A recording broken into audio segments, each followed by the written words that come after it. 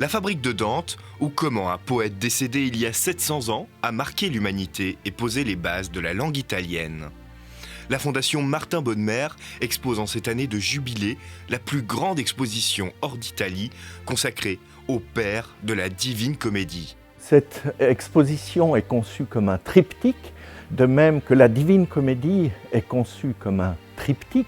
Une première partie présente ce qui aurait pu être la bibliothèque de Dante, avec des ouvrages disponibles en son temps, dans des lieux qu'il a pu fréquenter. Une deuxième partie expose le travail d'auteurs inspirés ou s'inscrivant à la suite de Dante, comme Primo Levi, qui dit avoir survécu au camp de concentration grâce aux vers de la Divine Comédie. Enfin, l'exposition dévoile une collection exceptionnelle de 24 documents issus de l'œuvre de Dante.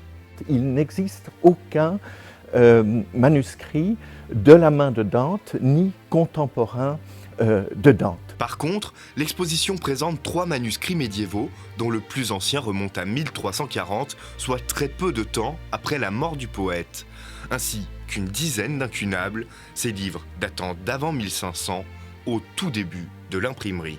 Tout ce qui est montré provient du fonds de la collection de Martin Bodmer. Martin Bodmer s'est passionné pour Dante. Une passion que l'on comprend en découvrant les 2 tableaux acquis par Martin Bodmer. L'un d'eux est la représentation du poète imaginée par Botticelli. Le deuxième est une copie réalisée par l'atelier de l'artiste quelque temps plus tard. C'est extrêmement rare que Martin Bodmer consacre ses efforts de collectionneur à obtenir un document iconographique d'un tel prix. Il faut savoir que Martin Bodmer, durant toute sa vie de collectionneur, avait l'un des portraits de Dante dans son propre bureau comme source d'inspiration pour composer sa collection. Et d'autre part, le second portrait était dans sa maison privée, dans son salon. Et là aussi, il s'en inspirait, on peut dire, quasiment tous les jours. La fabrique de Dante est à découvrir à la Fondation Martin Bodmer jusqu'au 28 août 2022.